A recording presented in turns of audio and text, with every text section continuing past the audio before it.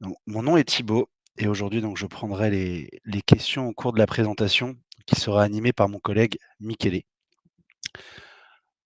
Bonjour à tous. Avant de commencer, on va parler un petit peu des règles générales durant cette présentation. Donc je vais laisser à mon collègue Michele d'avancer sur les slides quand ça viendra. Voilà, super.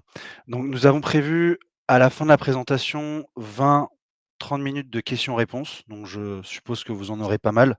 Moi, pour ma part, donc j'essaierai de répondre au plus de questions, que je peux pendant la présentation. Il faut noter aussi qu'on a un intervenant de l'équipe, conformité, donc qui pourra m'aider à répondre à des questions, on va dire, un peu plus techniques. Il faudra juste que je les traduise parce qu'il ne parle pas français. Donc voilà, on prendra le temps d'y répondre à la fin. Et comme d'habitude, tout ce qui est questions liées à votre compte, qui va nous demander une investigation plus poussée, qui ne sont pas liées au sujet ou juridiquement sensibles à répondre, voilà, on ne pourra pas les répondre, mais voilà, on fera de notre mieux pour essayer de vous apporter des réponses. Également aussi à la fin de la présentation, on vous enverra un sondage, voilà, ça prendra 2 minutes si vous avez le temps d'y répondre. Nous apprécions. Voilà, maintenant qu'on a parlé des règles générales, je vais laisser, la parole à mon collègue Michele qui va commencer la présentation. Merci à tous. Merci Thibaut et bonjour à toutes et à tous et bienvenue à cette nouvelle session de l'Issue Resolution Academy. Comme Thibaut l'a dit, moi je suis Mickaël. Je pense que si vous avez eu la chance de suivre nos séances d'avant, en fait, qui était justement, on a touché pas mal d'arguments pendant la dernière année. Voilà, je suis toujours bien content de faire la présentation alors que Thibaut s'occupera de questions. Ok, donc qu'est-ce qu'on va voir aujourd'hui? C'est quelque chose concernant voilà, un argument que dans les dernières semaines était sûrement très important pour vous. Donc, les règlements, voilà, pour la sécurité des produits. Donc, c'est un nouveau règlement.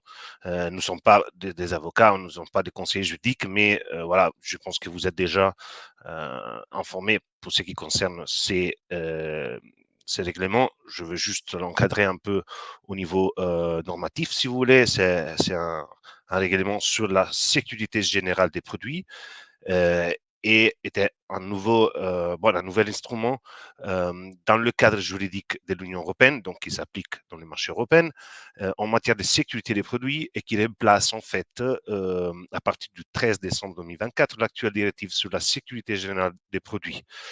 Euh, ce règlement, en fait, l'objectif de l'Union européenne était de faire face, on va dire, aux nouvelles exigences posées par la numéralisation ou la digitalisation, si on veut meilleur dire, du marché européen, surtout en matière de sécurité des produits.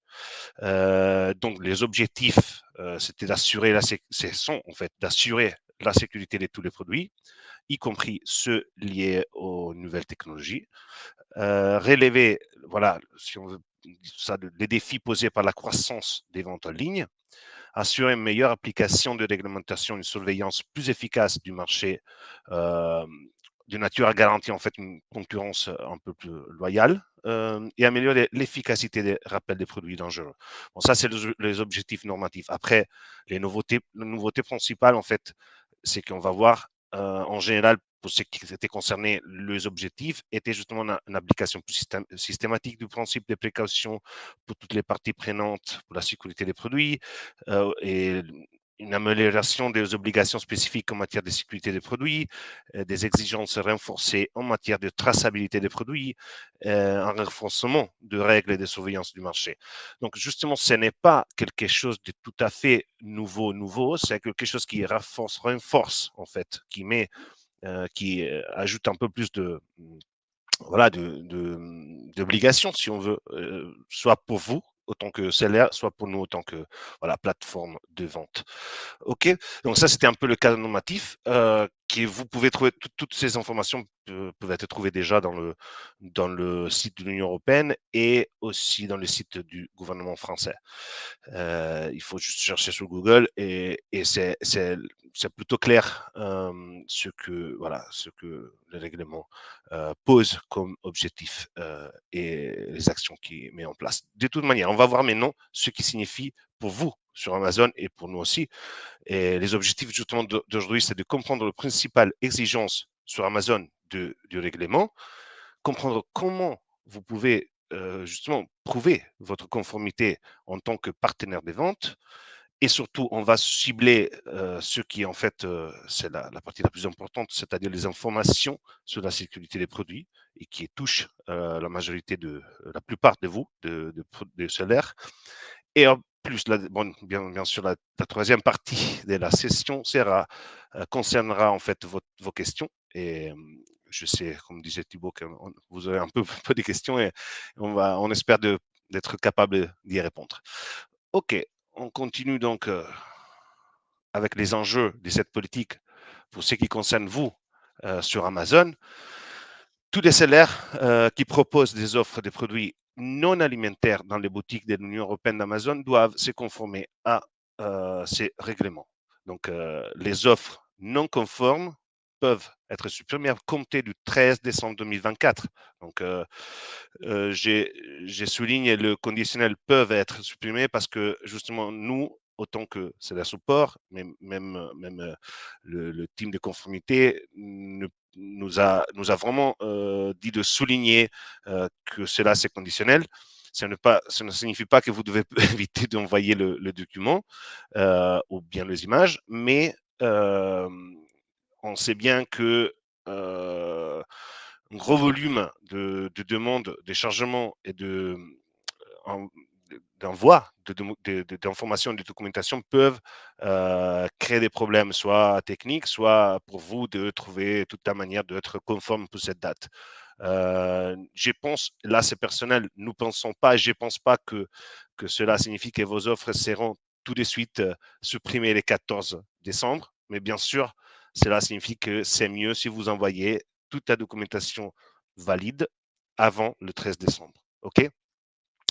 Bien sûr, ça, troisième point, pour les nouvelles offres, donc pour les nouvelles offres créées après le 13 décembre, c'est là, voilà, c'est toujours mieux d'avoir déjà les informations valides obligatoires pour le règlement déjà prêtes. OK? Donc, soit que ça soit par image ou pour manuel d'instruction, documentation différente. OK? Après, encore une fois, un petit résumé du règlement, juste pour donner un cadre général de ce qui va changer avec ces règlements. Donc, qui est concerné par le règlement? Donc, tous les vendeurs qui proposent des produits de consommation non alimentaire et d'autres petites catégories qu'on verra et que vous pouvez voir dans la page d'aide dédiée, qui est justement ces produits qui sont proposés à la vente dans l'Union européenne, y compris les produits d'occasion, réparés, réconditionnés et les pièces de rechange. Quoi, les vendeurs devront fournir les informations suivantes à Amazon, soit les coordonnées de la personne responsable du produit, les coordonnées du fabricant et surtout ce qui c'est les topics d'aujourd'hui, c'est l'argument de cette session, les images ou les documents montrant l'avertissement et les informations de sécurité du produit, qui en fait c'est là, on va dire, le cible principal, pas seulement de cette session, mais aussi en général du règlement même. OK, c'est pour ça et ça touche la plupart de vous. Quand les offres non conformes, comme je viens de dire, peuvent être supprimées à compter du 13 décembre, les vendeurs ou peuvent soumettre les informations, on va les voir tout de suite, c'est dans celle centrale et dans l'état du compte, pour être précis, et aussi, comme on verra pour ce qui concerne les informations comme manuel d'instruction et d'autres informations que vous pouvez fournir au niveau d'informations de sécurité, vous pouvez le fournir aussi par fichier de stock, donc par fichier de stock, c'est-à-dire par fichier de notre catalogue qui est en fait disponible pour vous et dans votre salle centrale et on va le montrer tout de suite. Et pourquoi pourquoi on fait ça? C'est pour vous aider à éviter les retraits d'une offre, la suppression d'une offre. Et bien sûr, parce que Amazon a tout l'intérêt de voir vos offres en ligne toujours. Donc, les informations de sécurité produit, quelles exigences doivent être remplies et comment puis-je fournir mes informations de sécurité des produits à Amazon? Alors, avant de passer, on peut déjà passer à cette slide, même si tout d'abord, je voudrais bien en fait montrer, c'est mieux peut-être, à partir de celle centrale où on peut effectivement trouver, on va dire, la section dédiée au règlement et donc à la manière de voilà d'envoyer la documentation et de répondre aux exigences qui sont demandées par notre équipe de conformité. Donc vous êtes bien dans Amazon Seller Central. Nous avons un test account, c'est un test account italien, donc on ne peut pas bouger de marché, mais voilà l'objectif de cette séance, c'est pas un problème, on aura juste quelques produits normalement en italien, mais bon, l'important c'est de voir comment gérer à partir d'un marché spécifique voilà, la différentes manières de pouvoir envoyer le document à Amazon. Donc, on va donc rechercher sur performance, état du compte. Donc, d'ici, en général, à partir de l'état du compte, on trouvera toujours tout ce qui concerne en fait nos problèmes ou pas seulement les problèmes, je veux dire, mais notifications et tout ce qui est lié à la politique, à la conformité de nos produits. Ok, donc normalement c'est ça la base en général et aussi pour ce qui, euh, ce qui se passe avec ces règlements. Ok, là on est dans l'état du compte, conformité des politiques et en bas vous avez conformité à la réglementation. Donc ça, c'est exactement justement, c'est la page, c'est le lien qui vous donne l'accès à tout ce que vous pouvez faire pour répondre, on va dire, aux problèmes de conformité des produits. Dans ces cas, dans cet account, on a justement des produits qui nécessitent des documents concernant la RSCGP, donc le règlement dont on parle aujourd'hui. Et en particulier, on peut voir bien comment, on va dire, on peut visualiser cette page. Donc, c'est à droite, comme toujours. D'ailleurs, si vous êtes expérimenté avec Celle Centrale, vous savez déjà que là, c'est à droite, vous avez la possibilité de soumettre l'information, quoi que ça soit lié, par exemple, au ces règlements ou à une autre violation d'une politique d'Amazon. Et voilà. Et d'autres encore possibilités d'envoyer des documentations ou des images par rapport à un problème spécifique. C'est toujours dans la colonne à droite de la page. Dans soumettre, par exemple, là, je ne vais pas toucher un produit particulier, mais je vais juste prendre le premier. Comme vous voyez, les motifs, c'est RSGP, avertissement d'information de sécurité. Là, c'est les produits, offres susceptibles d'être supprimées avant le 13 décembre. Pour le moment, il n'y a aucun impact.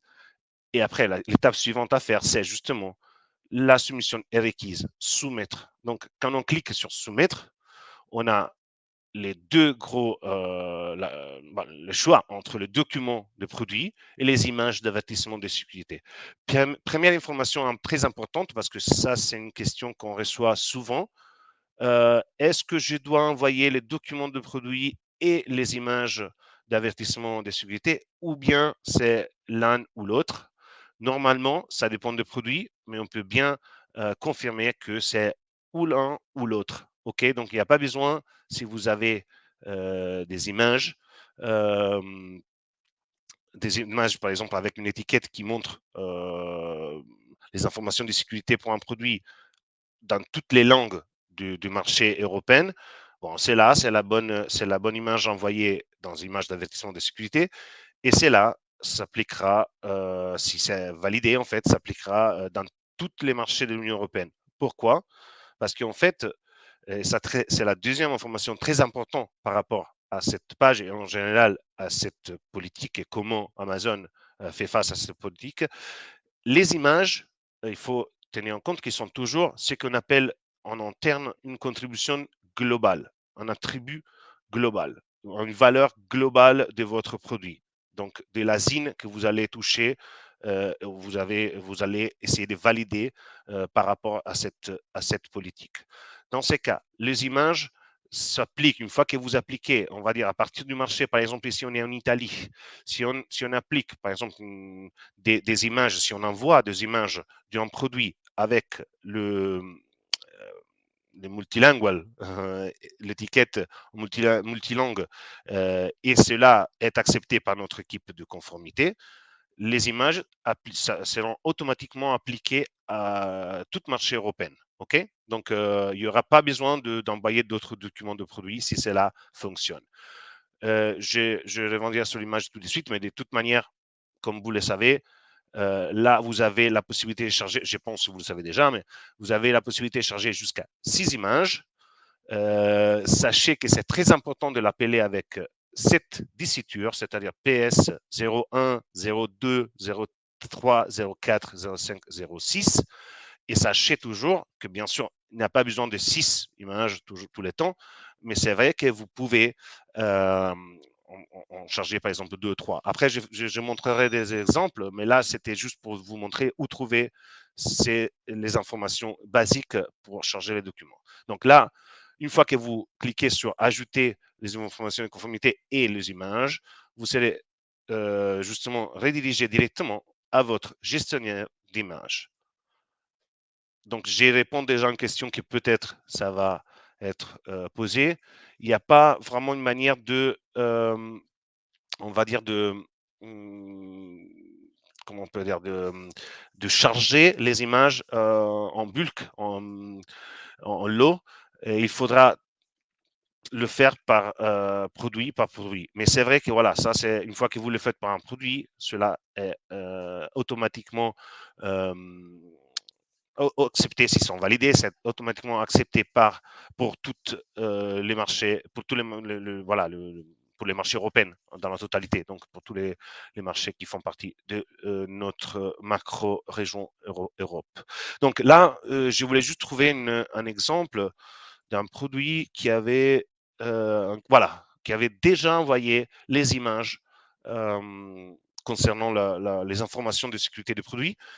Très important, n'oubliez pas que les gestionnaires d'images, justement, vous aident à gérer toutes les images du produit. Donc, la main, front, side, back, les classiques 6 images qui sont en fait demandées au plus pour chaque produit, ou si vous voulez bon, c'est pas demandé, c'est pas obligatoire, mais voilà, ce sont les images que vous avez et que vous pouvez ajouter pour chaque produit qui normalement portent la déciture PT01, PT02, 3, 4, 5, 6 et voilà. Et après, c'est ici qui notre CLR ici a déjà ajouté pour ces produits les images de sécurité qui s'appellent, encore une fois, la déciture, c'est très important parce que si vous envoyez les images dans le PT01, les images vont s'afficher comme images, on va dire, de marketing, de publicité. C'est les images du produit qui sont dans la colonne à gauche de voilà, par exemple ici.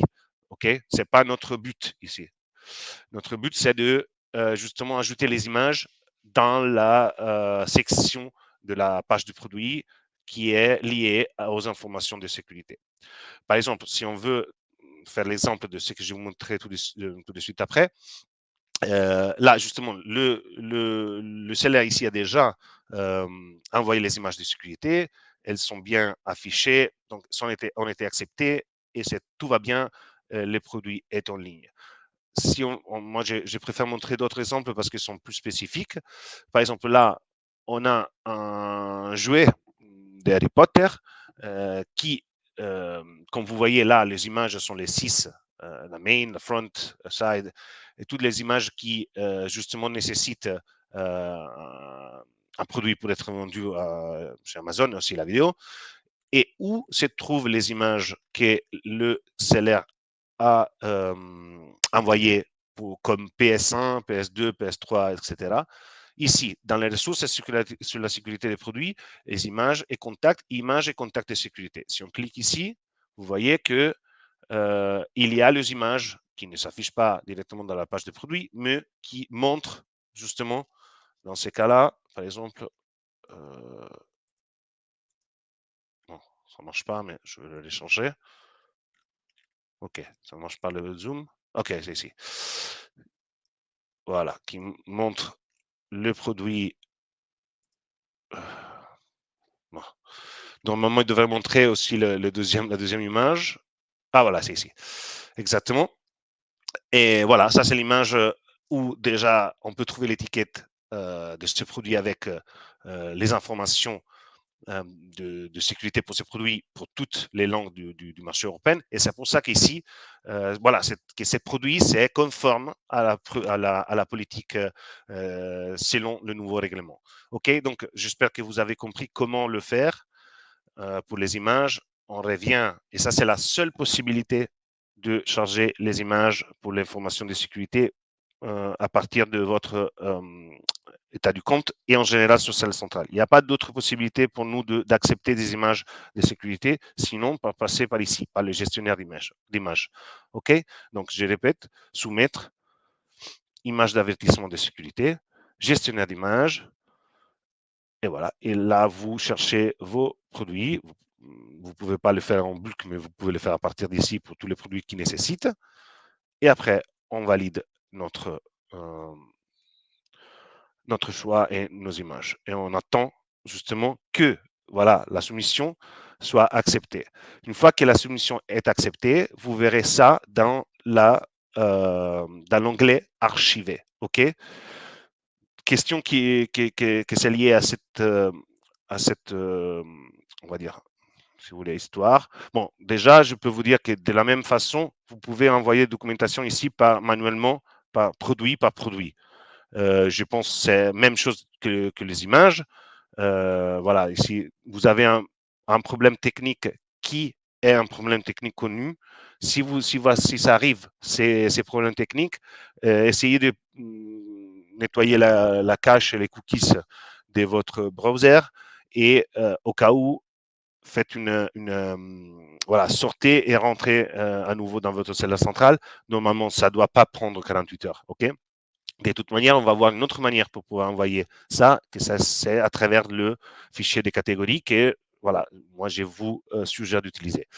Et c'est la deuxième voilà, partie de la séance qu'on va voir. De toute manière, sinon ici, vous trouverez aussi la manière, pas seulement les images, aussi le document, donc ASIN par ASIN. Ah voilà, ça fonctionne maintenant. Donc, type de contenu multimédia et conformité, vous pouvez choisir entre les 7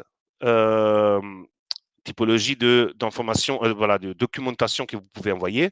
Le 7, si vous voulez plus d'informations sur les 7 euh, documents qu'on accepte pour cet objectif, il faut aller dans la page d'aide qui, en fait, est celle que vous trouvez à la fin de la présentation dans le PDF, la dernière page, à propos des documents de produits et sont le document qui vont du numéro 5, la fiche d'information, jusqu'au numéro 11, information de sécurité. Là, vous avez, bon, déjà, normalement, sont de documents qui peuvent s'utiliser pour n'importe quelle politique de conformité de produits, mais voilà, ça sont ce qu'on accepte en particulier pour ces règlements. Donc, du 5 au 11, vous pouvez utiliser n'importe quelle documentation. Alors, je reviens un moment voilà. Donc, langue du média de conformité, s'il vous plaît, si vous utilisez, si vous êtes par exemple en Italie, il faut utiliser, et c'est la documentation, c'est par exemple une manuel d'installation, un manuel d'utilisation. Assurez-vous que ça soit en italien, OK? Là, parce que c'est dans les marchés italiens, OK? Même vous pouvez aussi utiliser, par exemple, manuel d'utilisation en italien, langue du média de conformité, c'est en italien. Même si c'est multilangage, vous pouvez, bien sûr, vous commencez par l'italien. Je veux dire, OK, je sais pas, j'ai un manuel d'utilisation pour un produit qui est d'origine française, donc la première page est en français, mais après, on a la partie en italien, en espagnol, ou en allemand, etc. Voilà, si je parle si je parle de mon compte en Italie, je dois quand même mettre que la langue du média de conformité, c'est italien. Le team, notre team, la team, acceptera au cas où, notre team de conformité, au cas où, euh, révisera votre document et verra que justement, il y a aussi la partie en italien. Mais c'est très important qu'ici, on commence par le marché où on télécharge justement l'information. On charge les fichiers et on enregistre. Et on attend toujours la réponse. Une petite question que je vois venir par rapport à ça. Est-ce que je suis, par exemple, je ne suis pas le seul vendeur d'un produit. Il y a d'autres vendeurs qui vendent le même produit. Il y a aussi un propriétaire de la marque qui vend ce produit. Et je vois qu'un produit que je vends est déjà dans l'onglet archivé. Qu'est-ce qui s'est passé?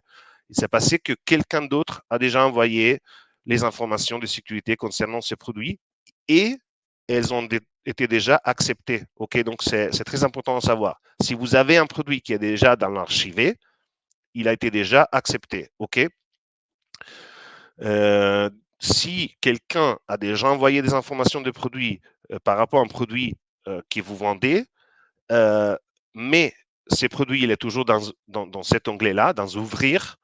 C'est-à-dire que les informations on est, on ne sont pas encore validées. Donc, peut-être que quelqu'un d'autre a déjà envoyé des informations, mais notre team n'a pas encore validé l'information. Donc, il faudra quand même, si vous avez la possibilité, ajouter les informations de votre côté.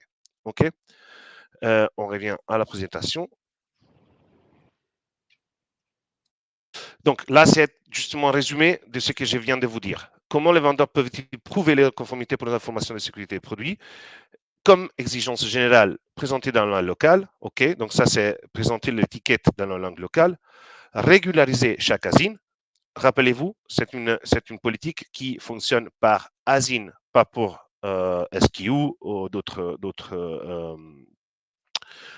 codes, on va dire, de produits. Les images, qui comme je disais, c'est un global attribute, donc une valeur qui s'applique à tous les marchés européens, dans votre cas, ou un document qui doit être chargé par Marketplace, donc dans chaque marché européen. Et quelle option je dispose pour me régulariser? Les documents en multilangue est OK. Les types de documents, comme je vous disais, à partir du 5.11 de la page des documents à envoyer. Un changement unique via les annonces ou état du compte. Un changement par fichier modèle des stocks, ce qui enverra tout de suite dernière partie voilà, de notre présentation. Les images, comme je vous ai dit, c'est via le gestionnaire d'images.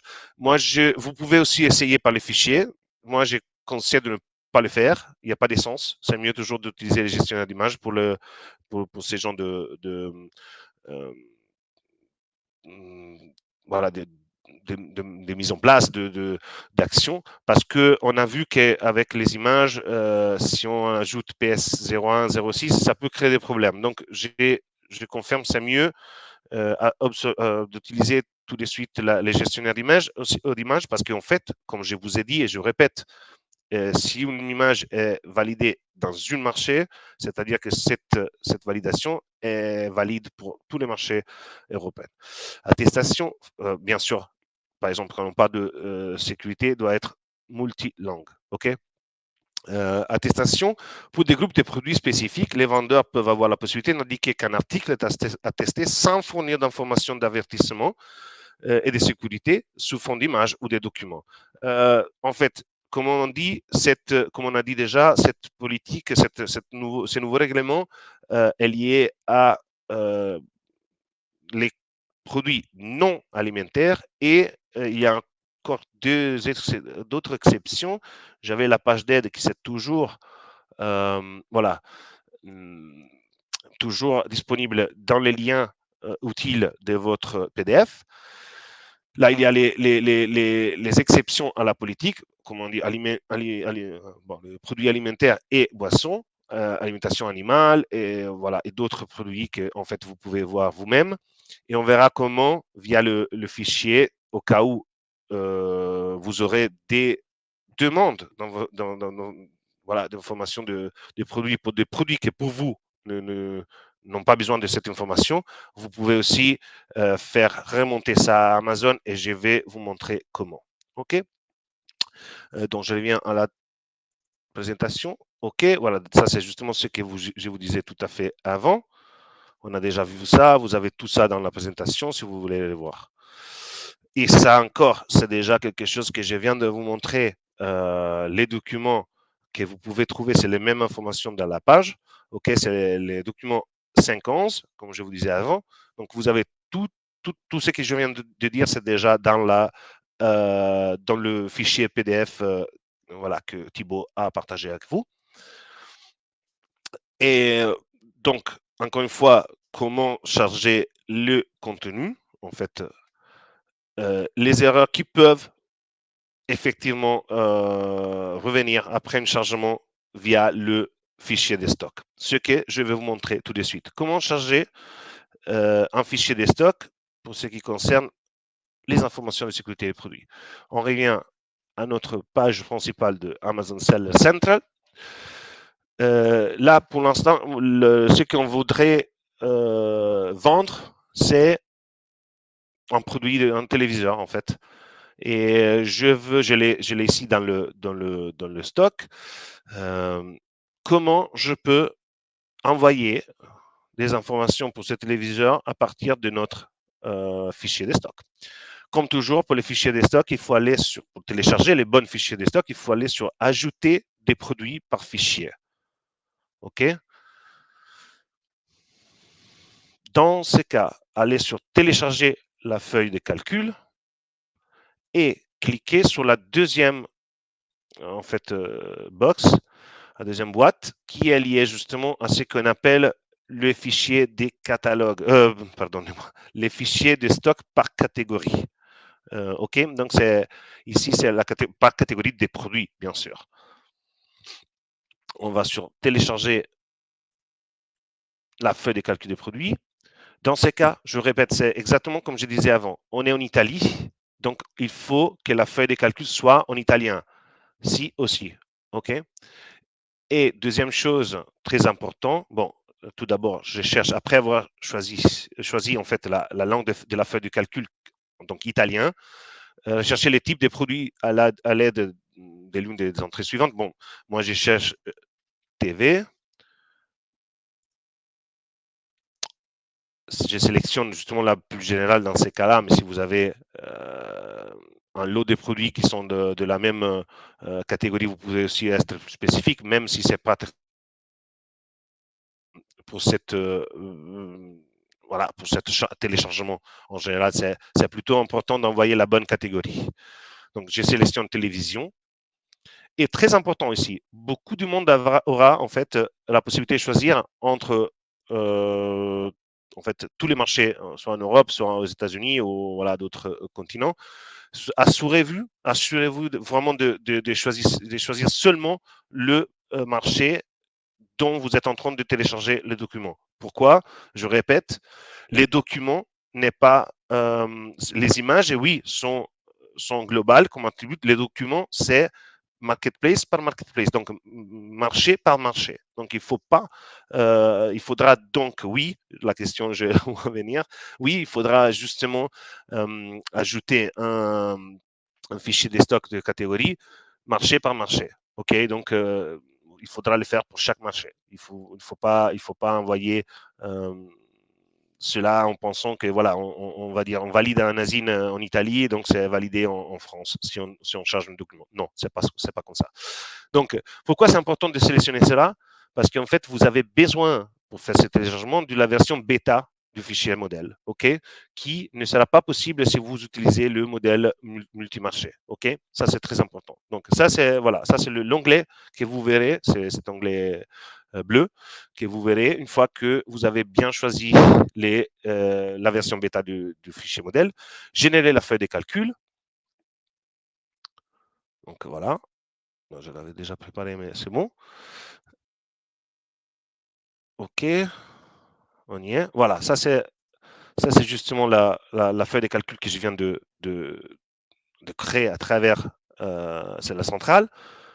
Je vais dans, bon, c'est un peu différent bien sûr du français, mais valeur valide, modèle et définition des données. Il y a aussi en anglais. Comme vous pouvez voir ici, ça c'est important, c'est une petite, voilà, un petit conseil que je vous donne. Il y a toujours la ligne dans la version bêta, la ligne 5 qui est cachée. Dans la ligne 5, vous avez la traduction, on va dire, de ce qui est la ligne 4, donc dans la langue du marché, dans ces cas-là en italien, dans la langue anglais, dans l'anglais, en fait, en anglais. Donc, vous aurez la traduction de ce qui c'est la langue locale dans l'anglais, OK? En anglais. Euh, Michele, comment? Oui, désolé de te couper. J'ai des gens dans le chat qui demandent de remontrer le chemin pour accéder. J'ai eu plusieurs questions. Pour réaccéder à ce document, tu peux leur remontrer.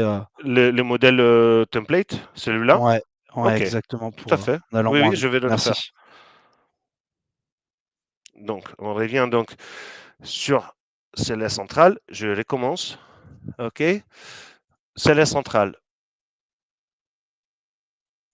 Je répète.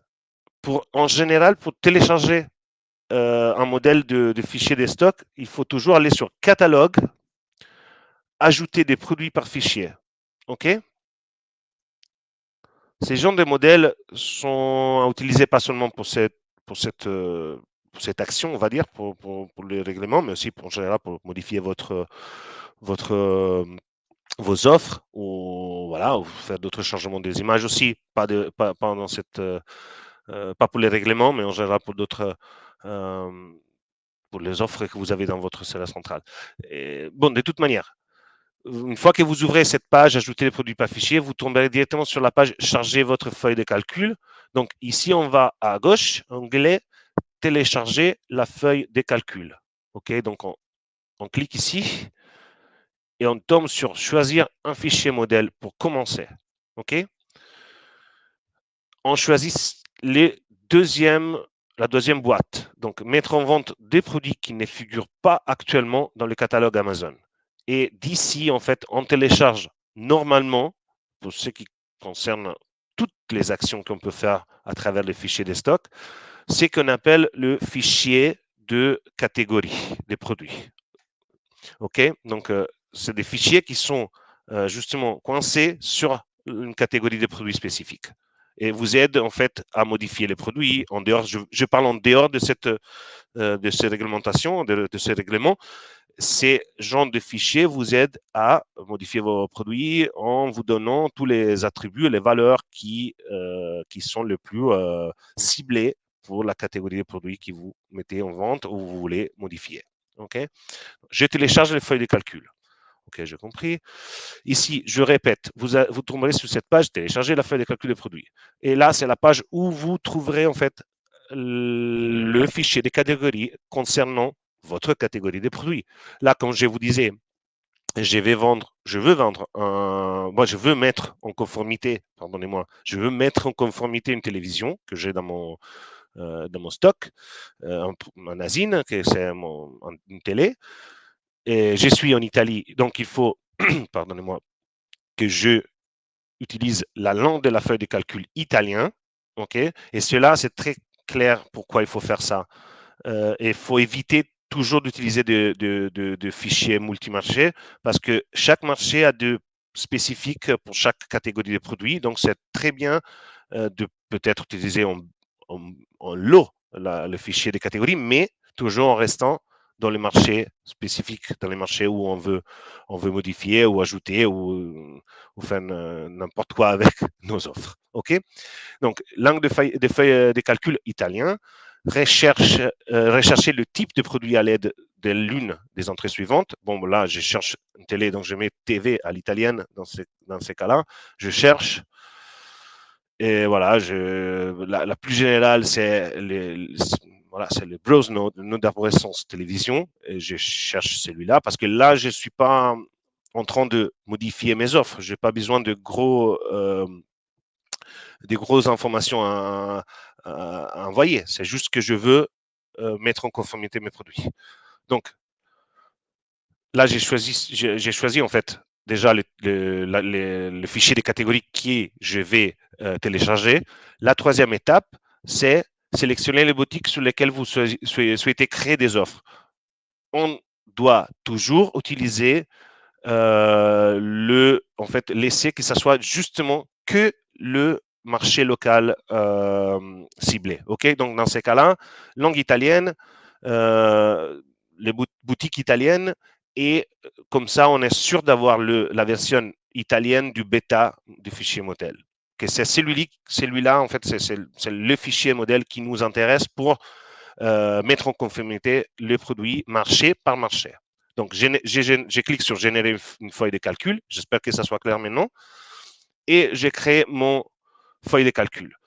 Je répète encore une fois, la 5e ligne est cachée normalement. Donc, il faudra, si vous voulez, la traduction en anglais de ce qui est la 4e ligne, donc les valeurs dans la langue du marché local, dans ces cas-là, en italien. Si vous voulez la traduction en anglais, c'est la ligne 5. OK? Donc, et ça, c'est la deuxième partie la plus importante, en fait. Bon, pas la plus importante, mais presque. Qu'est-ce qu'on a besoin d'ajouter pour modifier ou pour ajouter les informations, voilà, des sécurités des produits? Il faut juste, on va dire, par exemple, moi, c'est la TV 1, 2, 3, c'est les SKU de mon produit. OK? Donc, je vends un produit qui est c'est l'asine blablabla avec un SKU TV 1, 2, 3. OK? Ça, c'est mon produit que j'ai déjà dans mon stock. Je le mets dans le fichier. J'ajoute mise à jour partielle. OK? Donc, pas complète et pas suppression. Donc, aggiornamento completo, c'est une mise à jour complète. On n'a pas besoin de ça. C'est juste ajouter une information dans ces cas-là. Donc, c'est l'information de sécurité des produits. Donc, c'est mise à jour partielle. OK? Et éliminer, effacer. Donc, c'est pas quelque chose qui nous aide dans ces cas-là. Donc, aggiornamento parziale, mise à jour partielle. OK? Et type de produit, donc le product type, que c'est justement une télévision parce que voilà, c'est la seule possibilité que le système me donne parce que justement, j'ai téléchargé le fichier des stocks concernant les télévisions. OK? La catégorie de télé. Et voilà. Donc ça, une fois que je clique sur ces 3 premières colonnes, j'ai déjà préparé mon fichier pour la dernière partie voilà, de la compilation, on va dire, celle qui concerne en fait les informations du règlement. Donc, quelles sont les informations du règlement qu'on peut ajouter? On devrait les savoir déjà du document 5 au document 11 ou les images. Comme je vous disais, les images, on laisse tomber avec les fichiers de stock, c'est plutôt compliqué et je pense que le gestionnaire d'images, c'est plutôt facile à utiliser. Donc, c'est mieux d'utiliser les gestionnaires d'images. Mais pour ce qui concerne les documents, donc manuels, guides, les 7 documents que vous pouvez utiliser pour faire valider votre produit, il faut justement aller sur sur la définition des données, donc cet onglet-là, chercher en bas, sur la partie que normalement c'est en violet, conformité et sécurité, c'est conformité et sécurité justement de produits. Et là, vous verrez que vous avez juste au fond, vous pouvez aussi chercher directement sur Find and Select, vous cherchez GP, dans ces cas-là, c'est GPSR, oui, GPSR, parce que c'est en anglais. Et c'est justement les dernières information, celle-ci, vous voyez, par exemple, là, c'est le user guide, guide, le manuel de l'user, en fait. Pardon, user manual. Là, vous avez toutes les oui, c'est ici. Voilà, vous avez toutes les possibilités d'ajouter les informations qu'en fait, normalement, sont contenues dans le document que j'ai mentionné avant, du 5 à 11 de la page d'aide. OK? Et en même temps, dernière chose, mais très important, c'est l'attestation di sicurezza, c'est-à-dire le safety attestation, l'attestation de sécurité, c'est-à-dire que si un produit, là je vais vous montrer un exemple, si un produit fait partie en fait, des catégories qui ne sont pas prises en compte par le euh, par la sécurité des produits, par le nouveau règlement, ou même, par exemple, si votre produit sont des chaussettes ou un t-shirt, par exemple, qui a été mis, je ne veux pas dire par erreur, mais quand même, qui était listé, on va dire, dans les produits qui nécessitent des informations pour être conformes à la nouvelle politique, mais à votre, selon vous, vous n'avez pas besoin d'envoyer n'importe quelle information. Vous avez juste, ce sont des chaussettes. Je n'ai pas besoin d'envoyer d'étiquettes de sécurité pour des chaussettes ou pour un maillot.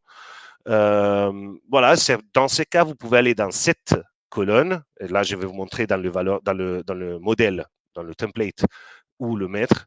Vous pouvez juste sélectionner oui et l'ajouter ici. Donc, c'est-à-dire qu'il n'y a pas besoin pour ce produit des informations concernant la sécurité des produits. Et c'est là, c'est la prise en compte par notre team. Et c'est là justement, voilà, donc on est ici. C'est là justement prise en compte par notre team et évaluée. Et s'ils sont d'accord, c'est là bien accepté et validé. Je vais vous montrer ça. C'était où?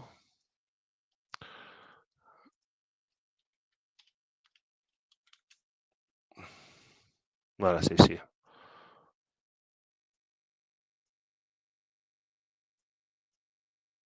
Voilà, testazione.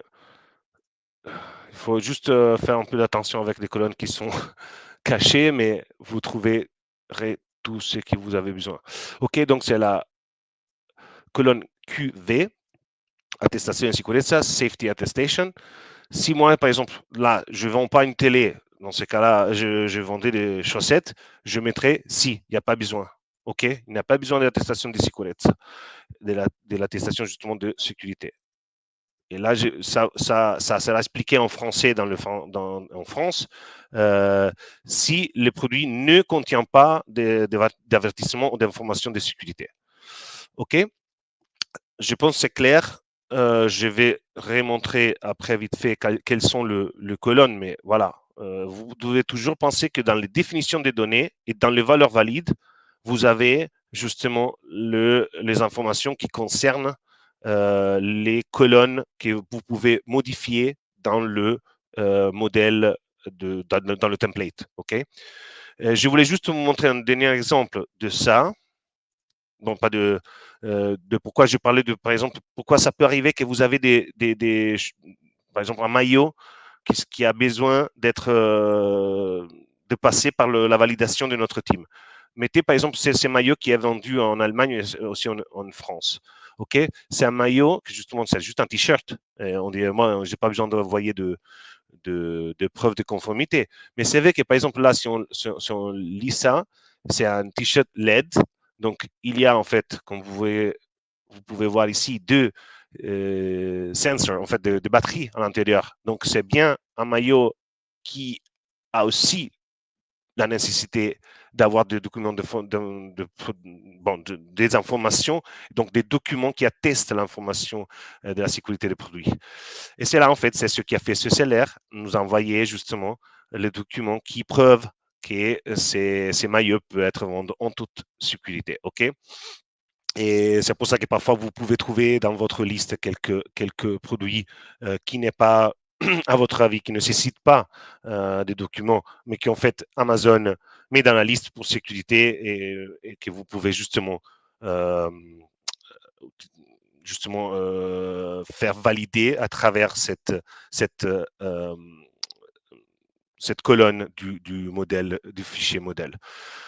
Donc, je reviens à la présentation parce que là, on a presque terminé. Je voulais, bien sûr, comme toujours, quand on fait. Ah oui, non, bien sûr, dans la dernière partie, c'est très important. Une fois on a bien sûr créé les modèles, attendez, je reviens, on doit sauvegarder en fait les modèles.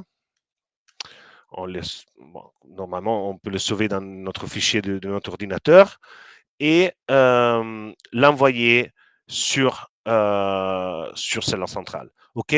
Une chose très importante, quand vous faites, par exemple, si vous ajoutez, par exemple, de manuel d'instruction à partir de le fichier modèle, qui est, par exemple, les fichiers, voilà, le manuel d'installation, le manuel d'instruction vient d'un fichier de votre ordinateur, assurez-vous en fait que le fichier de votre ordinateur soit en fait condivisé en fait par afin que voilà notre fichier de stock soit capable et notre système soit capable de télécharger le PDF par exemple de un manuel d'installation.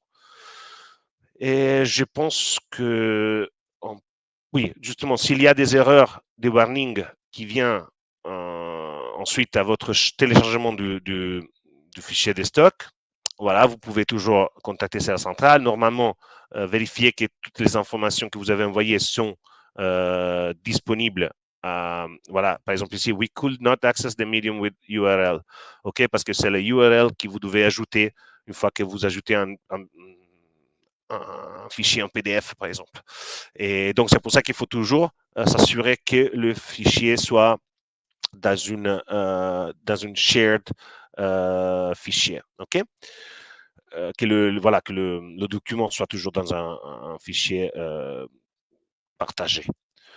Et après, justement, pour télécharger, parce que ça, je ne l'ai pas montré, mais je vais le montrer tout de suite. Pour télécharger une fois qu'on est prêt, on a tout créé, le modèle est préparé, on peut aller directement sur charger votre feuille de calcul, cliquez sur parcourir les fichiers et voilà, ici, vous pouvez chercher votre fichier et le charger ici. OK?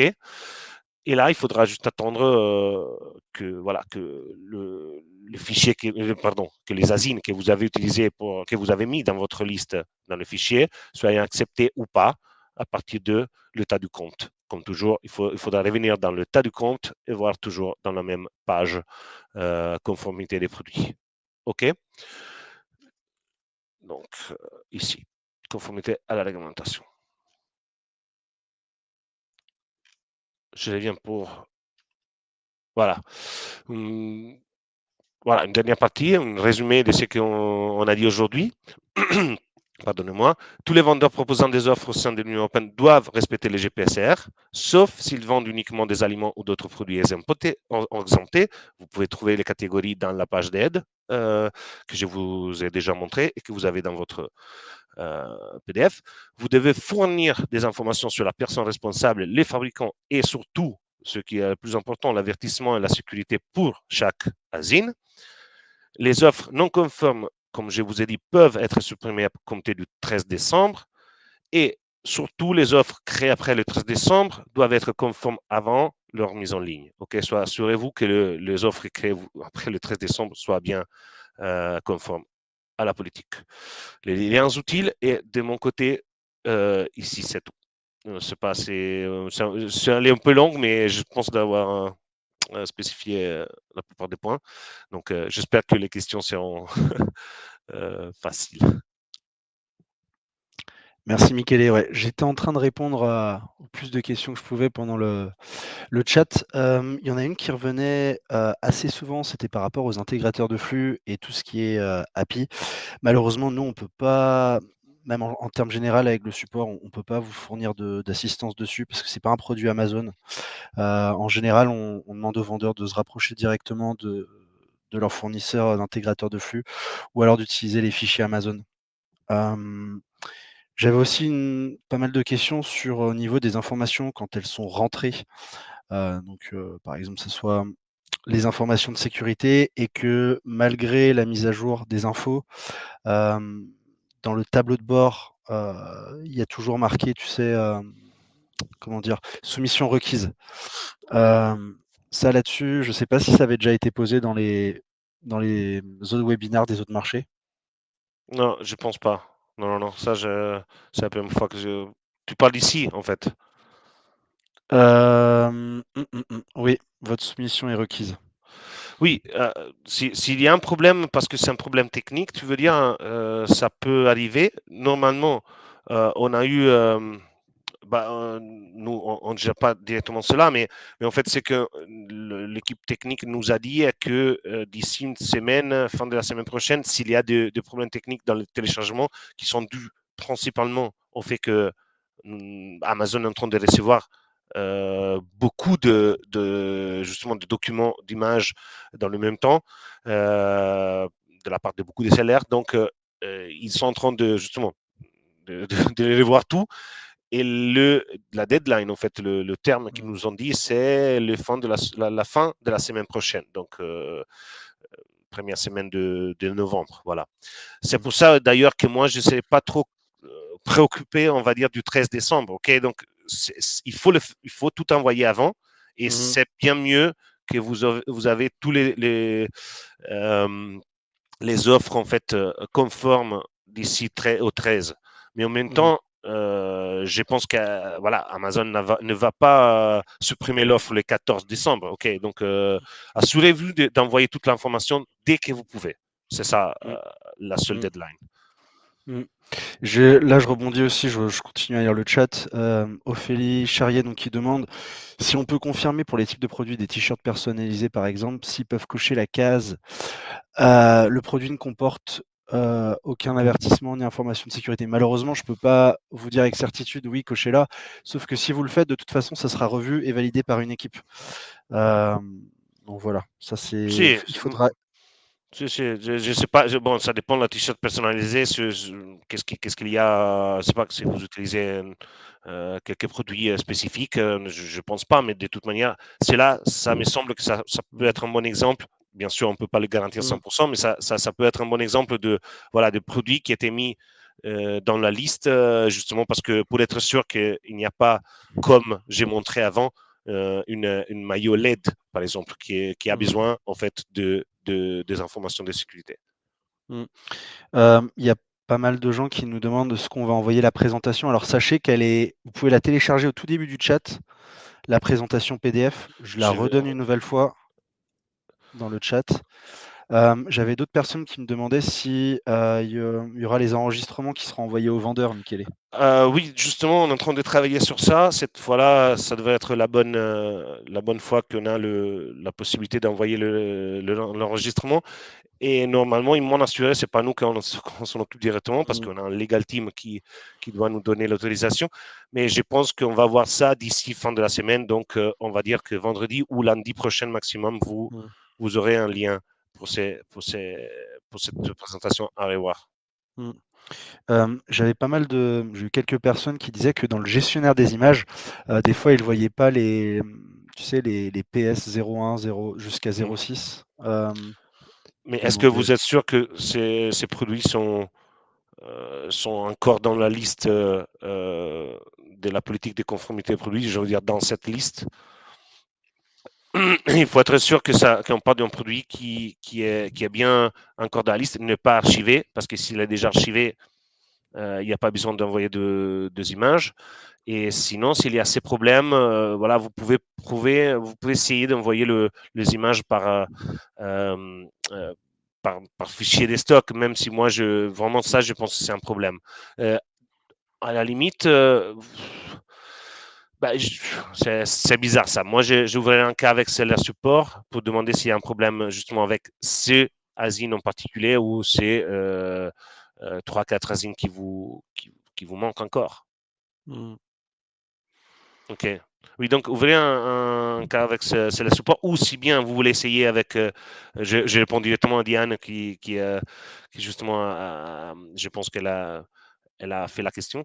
Oui, si j'étais vous, en fait, j'essaierais avec les fichiers des stocks ou bien j'ouvrirai un cas avec Seller Support pour être sûr qu'il n'y a pas un problème concernant ces 3-4 asines euh, dont vous n'avez pas la possibilité d'envoyer l'image.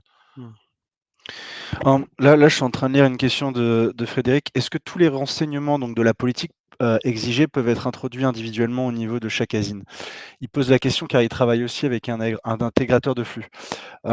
Pour résumer, en fait, la politique, tous les produits de votre catalogue qui sont non alimentaires, elles seront sujets à la politique, que ce soit avant ou après le 13 décembre. Et d'ailleurs, Michael avait dit, pour les créations de nouveaux asines, en fonction de la catégorie, si c'est non alimentaire, avant de le créer, on vous demandera tout le temps maintenant les avertissements de sécurité, les infos de produits en fonction du cas et de l'asine, le cas échéant. Donc oui, il faudra les fournir au niveau de l'asine. Donc ça se fait de manière générale, comme avait expliqué Michele, par fichier ou par image, gestionnaire des images.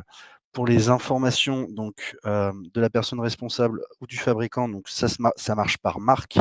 Donc si c'est votre marque enregistrée, ça s'affichera sur tous les ASIN qui sont liés à cette marque. Pour les revendeurs, c'est plus compliqué parce que vous n'êtes pas lié à cette marque, donc il faut le mettre à la main à l'ASIN. Ça, je sais que c'est compliqué, mais c'est comme ça. Donc voilà au niveau de cette question.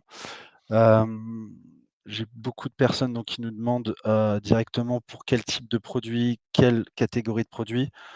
Voilà, encore une fois, la règle générale, c'est ça touchera tous vos produits du catalogue qui sont non alimentaires.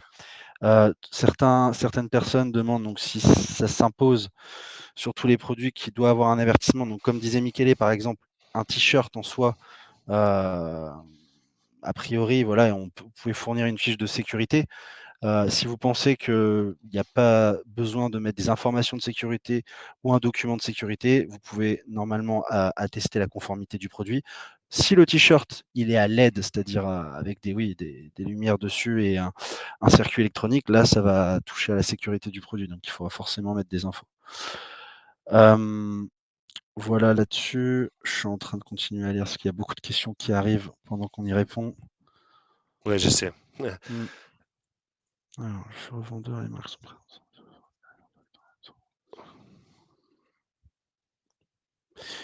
Donc j'ai Meggy donc qui demande: «Je suis revendeur, les marques sont présentes en direct sur Amazon.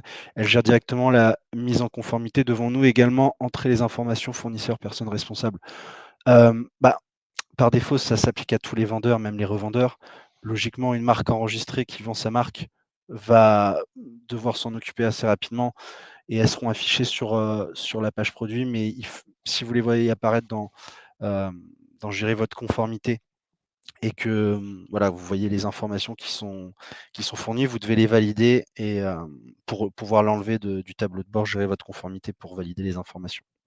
Donc il y aura quand même toujours une action à faire depuis votre compte.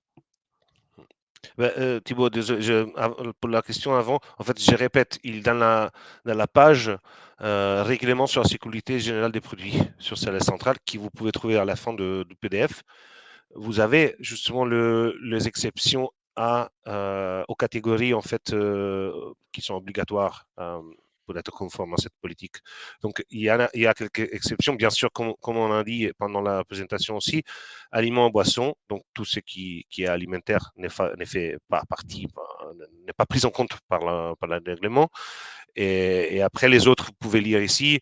Moi, je suis pas on n'est pas d'expert pour des catégories en catégorie, mais par exemple, moi, je pense que des autres produits ont besoin d'autres autorisations que je pense pas. Si vous vendez de produits phytopharmaceutiques, je pense que vous aurez déjà envoyé pas mal d'informations avant. Donc, je pense que là, il y a une liste plutôt exhaustive en fait de catégories qui ne sont pas prises en compte euh, les règlements. Je continue à lire les questions qui tombent dans le chat. Ouais, j'ai vu par exemple une. Mmh. Ces produits n'apparaissent pas dans la liste des produits soumis aux exigences dans le compte. Est-ce que c'est des erreurs? Là, je pense, je réponds à Marianne. Donc, si vous ne trouvez pas des produits dans la liste, tout d'abord, moi, je ferai un check de votre onglet archivé, parce que peut-être qu'il y a déjà un autre seller qui a envoyé les informations dont on avait besoin. OK, donc s'il n'y a pas, soit ils n'ont pas besoin de ces informations, soit donc ils font partie d'une catégorie Mmh. qui n'est pas prise en compte, soit Mmh. ils checker l'onglet archivé parce que peut-être qu'un autre seller a déjà envoyé les informations. Je l'ai déjà expliqué pendant la présentation, moi je le répète, Mmh. c'est cette politique s'applique par asine. Donc, si quelqu'un en Italie, par exemple, étant vous en France, si quelqu'un en Italie, sur les produits de la télé que je venais de montrer avant, ils envoient les informations de sécurité nécessaires et le fait à travers, par exemple, un manuel d'installation, un manuel d'instruction qui est, bon, pardon, pas des étiquettes ou des manuels d'instruction qui le fait par chaque qui envoie par chaque marché. Et voilà, que même vous n'aurez pas besoin d'envoyer les informations de votre côté.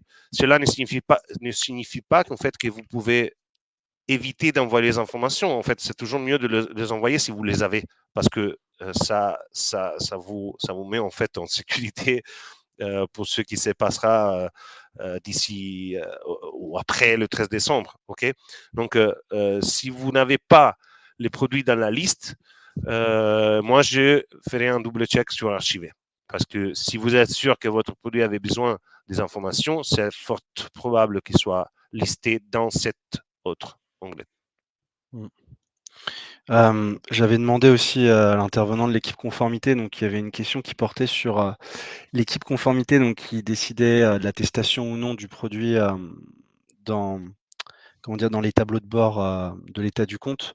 Donc il m'a répondu, je suis en train de traduire, que donc il y a certains catégories de produits, en fait, automatiquement, ils seront classés, on va dire obligatoires pour fournir les informations de sécurité comme les jouets, les produits chimiques, l'électronique. Donc voilà, ils demanderont par obligatoirement en fonction de la catégorie produit. Après, il y aura toujours la troisième option qui arrive pour les autres catégories produits et si un produit à vous, vous pensez qu'il ne doit pas voilà, il n'est pas sujet aux informations de sécurité et d'avertissement et que vous n'avez pas l'option d'attester, vous pouvez contacter le support pour, qu'eux, ils contactent l'équipe et qu'ils vous donnent l'option. Je suis en train de lire bon, il y a souvent un message d'erreur. Pour ce qui concerne le problème technique, par exemple, le message d'erreur, attendre 48 heures, que en fait, je suis tombé dessus même pendant cette présentation. Ça, c'est quelque chose vraiment qu'il faut juste parfois faire une refresh de la page. Je l'avais avant ici, quand je voulais envoyer de documents de produits. On va voir si je l'ai encore. Oui, voilà, c'est ici. Ça passe souvent. C'est parce qu'en fait, il y a beaucoup de monde qui nous envoie le document en même temps. Mais ça, c'est une erreur que vous pouvez facilement euh, en fait Mmh. passer. Il ne faut pas attendre 48 heures. C'est ça. Il faut juste, à la limite, il faudra faire un nettoyage de cookies et de la cache. Mais normalement, avant, par exemple, voilà. Mais non, ça marche. Non, ça marche pas. Mais avant, ça marchait, ça marchait avant Mmh. tout de suite. Donc, il faut juste Mmh. avoir un peu de patience et attendre. OK? Voilà. Mmh. Là, maintenant, ça marche. Donc, il faut. C'est parce que beaucoup de monde est en train de faire le même que vous allez faire maintenant ou que vous avez déjà fait. Donc, c'est quelque chose qui est normal. Soyez patient. Et de toute manière, on travaille, je sais, c'est pas nous, mais l'équipe de conformité et l'équipe technique travaillent ensemble voilà, pour créer un système qui soit un peu plus rapide d'ici, bon, surtout pour l'évaluation, parce que pour l'acceptation des documents, en fait, ça va être toujours un peu compliqué parce que les serveurs travaillent par serveur. Donc, Mmh. mais ne vous inquiétez pas, l'important c'est qu'avec du calme, tranquillité, vous envoyez tout. Pas trop de calme, pas trop de tranquillité, bien sûr, mais il faut envoyer les documents. J'avais eu, pas mal de questions sur, comment les vendeurs peuvent, extraire tous les asines qui sont concernés par la politique. Moi personnellement, j'avais demandé à l'intervenant, conformité, donc il m'a Non, dit on peut qu'il y a pas. On n'a pas de ouais, possibilité de télécharger une liste des offres. Ouais, ça, je savais déjà. mmh, Et oui, malheureusement, il y a pas les possibilités. Et j'ai lisé aussi une demande d'Antoine dont on a déjà parlé avec l'intervenant de conformité avant. Et, si on a des stocks FBA avant le 13, il n'y a pas de problème pour ce qui concerne le stock. En fait, euh, le fait, c'est que le produit doit être conforme à la politique. Donc, si votre produit est conforme et vous avez la manière de le prouver à travers des images ou des manuels d'information ou d'installation à télécharger sur le site, il n'y a pas de pourquoi les produits devraient être bloqués ou doivent être retirés de FBA. Ce n'est pas lié aux produits physiques, c'est lié parce que là, nous prenons en compte que le produit que vous avez déjà envoyé à Amazon, c'est conforme à cette politique. C'est juste de le prouver euh, justement et de le mettre, de le souligner dans la plateforme. C'est l'offre Donc, c'est l'ASIN qui doit être, c'est l'offre dans la plateforme qui doit être conforme. C'est comme aller dans un magasin et vous allez sur la plateforme Amazon, c'est comme aller dans un magasin et vous voyez, par exemple, voir un produit, un jouet, sans les images, ou sans l'étiquette qui explique voilà, les informations de sécurité pour les enfants. Ok, ça, c'est pas possible. Mmh. Et surtout dans la langue du pays où vous l'achetez. Par exemple, je sais pas, en Suède, malheureusement, il faudra envoyer des informations en suédois. Ok, c'est malheureusement, je veux pas dire ça, je disais juste il Mmh. faudra aussi penser au marché suédois, polonais et tout ça, d'être conforme. Parce que sinon, l'offre pourrait être déactivée dans le prochain futur. Mmh. J'ai une question, c'est Apolline qui demande, donc pouvez-vous confirmer que l'on doit soit mettre une image ou un document pour attester de la sécurité du produit? Oui, oui, comme je disais au début, en fait, si, normalement, c'est soit en image, soit un document. Bien sûr, comme je disais avant, l'image, la qualité, euh, la bonne chose, si on veut dire, de charger une image, c'est que si, par exemple, vous achetez, c'était comme l'exemple que j'ai montré avant sur Dobby, ça c'était Dobby avec Journal Intime. Euh, voilà, lui, c'est CLR nous a envoyé, à partir de l'Allemagne, je pense, nous a envoyé une image où on peut voir bien que le produit, en fait, la boîte du produit montre déjà dans les langues des marchés où le produit est vendu, justement l'information de sécurité. Et pour ça, on a accepté cette image et voilà que le produit était validé comme conforme. Mmh. Ok, donc c'est important d'envoyer des bonnes images. Bien sûr, si vous ne nous envoyez pas des images où on peut voir bien que ça soit conforme selon le nouveau règlement, bien sûr qu'on ne l'acceptera pas. Mais sinon, cela, par exemple, ces produits a été accepté pour tous les marchés européens, alors qu'il avait envoyé l'image seulement à partir du compte allemand. Alors j'ai des personnes qui demandent, donc s'il n'y a pas de multilangue sur le produit, on traduit et on colle sur le produit. Bah, s pour Ça, suivre ça, ça, je peux pas. Je suis pas un legal advisor. J'ai aucune idée. Malheureusement, là, j'ai aucune idée. Si je peux vous dire que oui ou non. Donc, coller une étiquette comme ça, j'ai aucune idée. mmh. Ça, je me prends pas la responsabilité de dire ce que je sais, je connais pas. Alors sur quelle plateforme il faut télécharger le manuel pour mettre le lien sur le fichier de stock? On a essayé Google Drive et cela ne fonctionne pas. Alors logiquement, là ouais, c'est pour le lien URL dans le fichier. Mhm, c'est. Ça là-dessus, il faut, pour des questions assez spécifiques, notamment quand il y a des erreurs par fichier, je vous conseille vraiment de contacter le support. On va analyser ce que vous mettez, on vous donnera plus de détails dessus là dans le webinaire. Je peux pas vous donner d'indications, sur le chargement par URL. Hem, Je pense qu'on y est presque, mmh, Thibaut. C'est ouais, ouais, on a déjà 2 heures de questions presque. ouais, Donc, moi, je lance la, l'enquête. l'enquête. Yes, et comme ça, vous pouvez répondre au survey si vous voulez. Et je ne sais pas s'il y a d'autres questions qu'on peut répondre vite fait pendant que les autres Mmh. vont répondre à la survey, mais des questions générales en fait, parce que là, on ne peut pas montrer d'autres exemples. Mais de toute manière, moi, je pense que en fait, ces règlements, je pense, je suis sûr, parce que ça fait une petite 2 semaines qu'on l'étudie pour le traduire, on va dire, à vous de marché hors UK et hors Allemagne. Et voilà, justement, c'est que la majorité, la plupart en fait des informations, il fallait déjà les rendre avant, il faut déjà les envoyer avant. C'est juste que maintenant, il faut que tous les produits soient bien documentés, que les informations de sécurité soient bien visibles sur la plateforme. Comme je disais avant, comme pour rentrer dans un magasin. Donc, vous voulez être sûr d'avoir les informations dans votre langue à vous.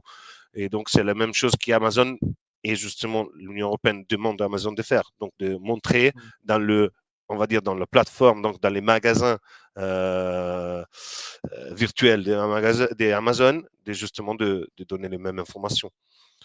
Alors qu'avant, c'était plutôt la politique de conformité d'Amazon qui vous obligeait à faire ça au fur et à mesure, depuis au moins 2-3 ans. Là, c'est maintenant l'Europe qui a mis justement un peu la pression. Voilà. Mmh. J'avais une question aussi qui est revenue à chaque fois, qui est revenue pas mal de fois, c'est dans l'état du compte, pourquoi dans gérer alors, qu'est-ce que ça disait? Qu'il y avait 2 alors ça venait, je suis en train de relire, voilà. Il y a 2 onglets sur état du compte pour gérer la conformité, je n'ai pas le même nombre de références concernées. C'est 2 choses distinctes, Michele, je sais pas si tu peux revenir, sur l'état du Euh, compte pour les 2 si. onglets? Ah oui, encore. Ah oui, j'ai pas bien compris la question. Donc c'est je sais pas si État on du peut compte voir. sur Oui. ah ouais, non, on peut pas voir, mais sur état Euh, du compte, donc il y a 2 parties, gérer la conformité.